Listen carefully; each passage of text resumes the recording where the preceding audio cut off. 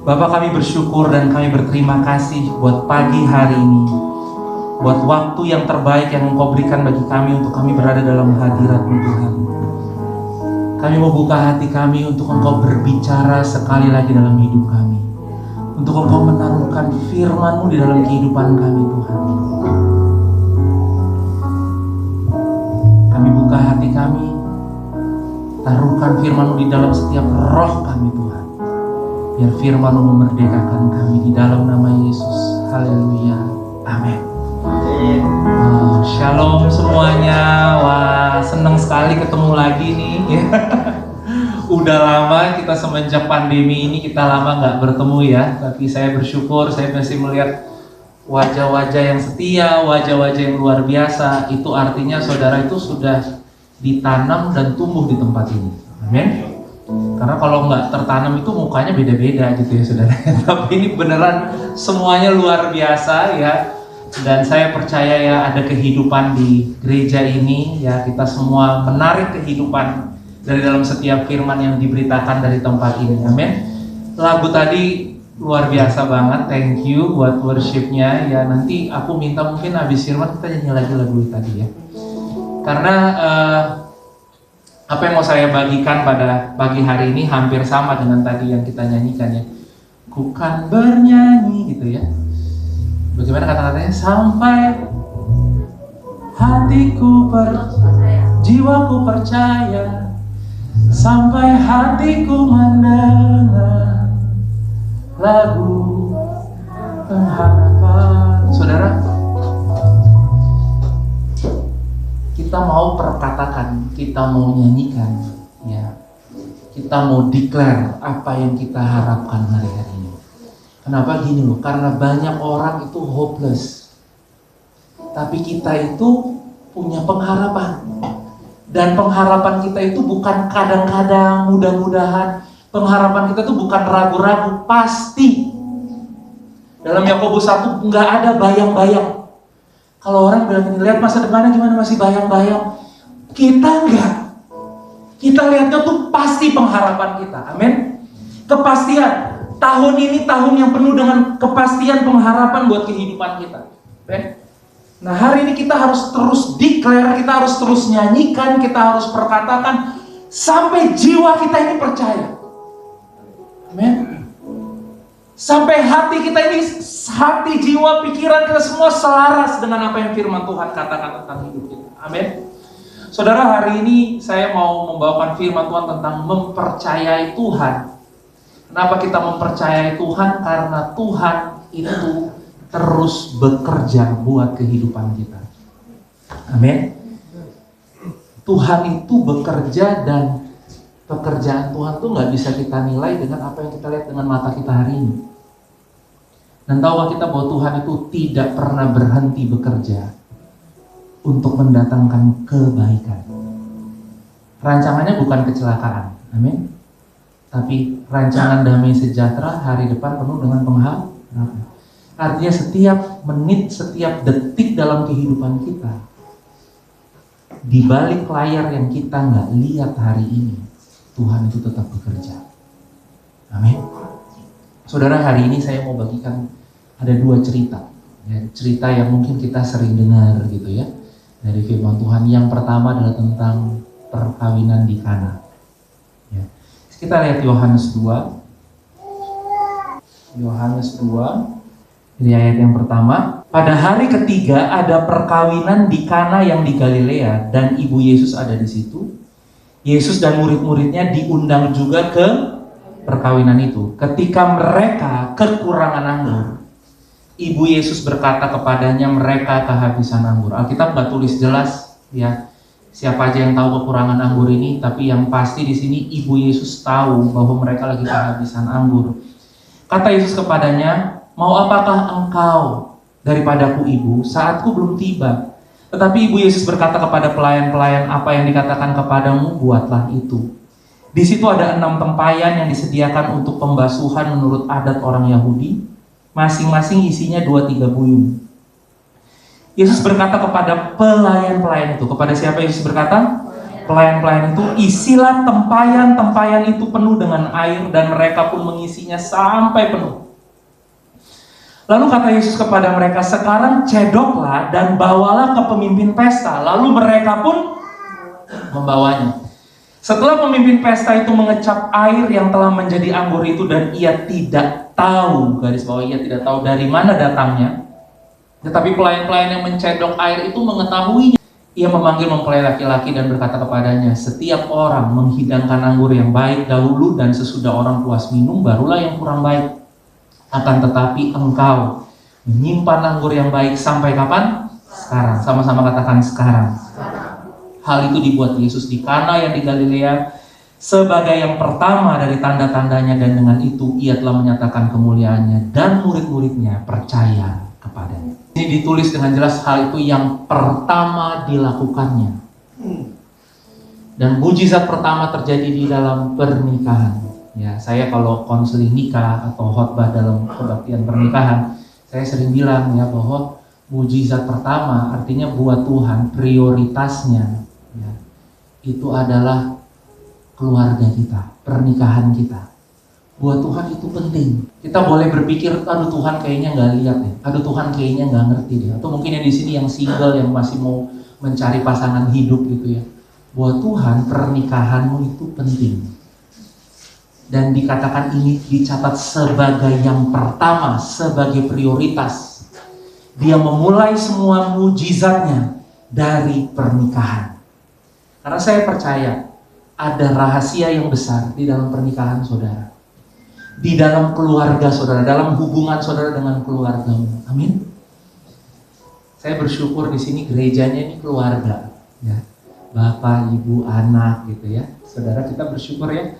Nggak banyak loh gereja bisa seperti ini gitu ya. Ada yang anaknya di mana, nanti suaminya di mana, istrinya di mana gitu ya saudara ya.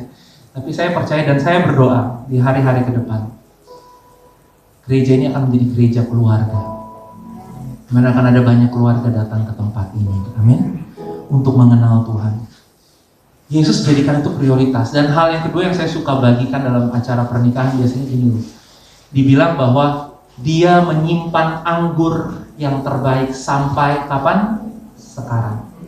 Saudara, suami atau istri kita itu makanya banyak orang bilang ini, dia mau manisnya di awal doang, manisnya dulu gitu ya. Tapi saudara, cuma Yesus yang bisa membuat pernikahanmu, keluargamu, kehidupanmu selalu manis, selalu baik. Sampai kapan? Sampai kapan? Artinya hidup kita sekarang manis nggak? Manis. Hidup kita sekarang baik. Amin. Nanti 10 tahun lagi kita tetap bisa ngomong. Karena Tuhan selalu bekerja setiap hari dalam kehidupan kita. Tapi ada hal yang menarik yang saya pengen kita lihat mungkin dari sisi yang lain ya tentang cerita ini gitu ya. Saudara, Yesus diundang ke acara pernikahan itu. Yesus dan ibunya. Kita nggak tahu jelas bagaimana ceritanya sampai ya di sini dibilang anggur itu habis, ya mereka kehabisan anggur, ya, dan nggak dikasih tahu siapa aja yang tahu anggur itu habis.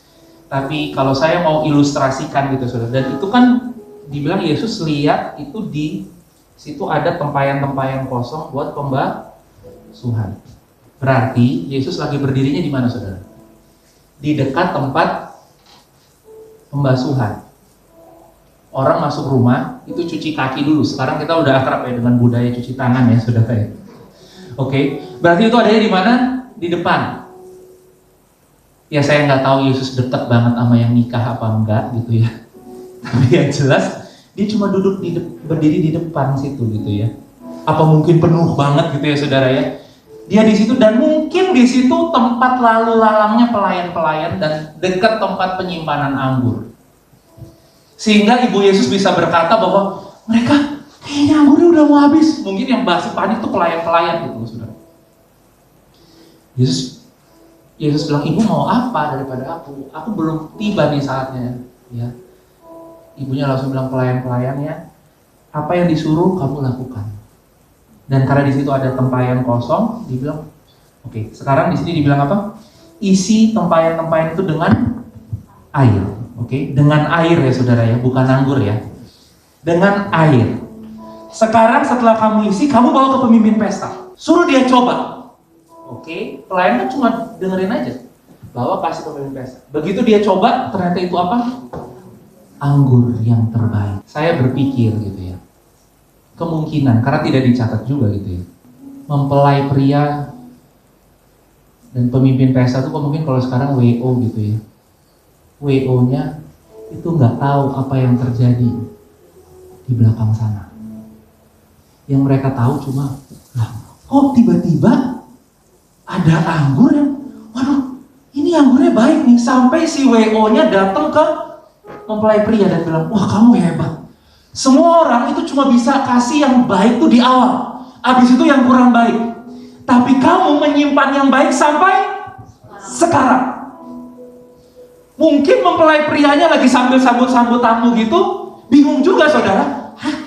Anggur yang baik sampai sekarang? Tadi saya katakan, saya juga bingung. Saya masih ragu gitu ya, mempelai pria tahu nggak anggur itu hampir habis atau tidak gitu ya. Ketika WO-nya datang sama dia kaget. Maksudnya apa nih gitu ya. Tapi saudara, pesannya adalah gini. Meskipun saudara nggak lihat, meskipun saudara nggak tahu, meskipun saudara nggak sadar, tapi Tuhan bekerja di belakang sana. Untuk apa? Memastikan tetap ada anggur yang baik di dalam pernikahan, di dalam keluarga, di dalam kehidupan. Yesus bikin ini bukan di tengah-tengah ruangan, saudara. Yesus nggak terus pengumuman, oke semuanya dengar ya, saya mau bikin mujizat gitu. Dan mungkin hari itu Yesus adalah tamu yang biasa dan orang melihat dia nggak ada yang spesial. Kenapa? Karena gini, dia belum pernah melakukan mujizat apapun. Dia hanya orang undangan biasa, saudara. Dia nggak buat itu di tengah-tengah pesta. Mungkin kan hari ini kita kan bilang gini, Tuhan, kalau Tuhan mau bikin mujizat, aku pengen lihat dong. Paling nggak kasihlah contekan-contekan dikit gitu Tuhan, supaya aku nih udah takut banget, khawatir banget gitu misalnya ya saudara. Mau dong lihat dikit Tuhan kerjanya gimana sih? Tapi ternyata Tuhan Yesus lakukan itu di mana? Di belakang, cuma dengan pelayan-pelayan yang mungkin pelayannya juga nggak kenal ini siapa nih orang. Cuma disuruh isi, dia isi saudara, bener ya? Dia isi penuh dengan air. Suruh bawa ke pemimpin pesta, dia bawa. Begitu pemimpin pesta rasa, ternyata itu adalah anggur. Banyak hal dalam kehidupan saudara dan saya. Kita pengennya lihat Tuhan kerjanya gimana. Tapi Tuhan kerja di belakang layar cuma memastikan satu hal. Bahwa semua yang manis, semua yang terbaik, itu selalu ada buat hidupmu kapan? Saudara, yang baik itu bukan dulu. Atau yang baik itu bukan nanti. Yang baik itu hari ini Tuhan berikan untuk hidup kita. Makanya Ibrani 11 bahasa Inggrisnya itu bilang gini, now faith. Bukan hanya sekedar bahasa Indonesia bilang iman adalah gitu ya.